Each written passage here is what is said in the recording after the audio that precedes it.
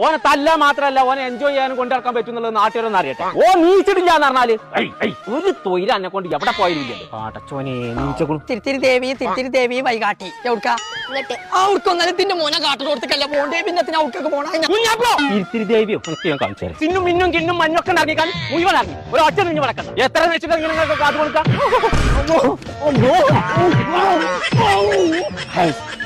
ഒരു തൊഴിലാന്ന് വെച്ചാല്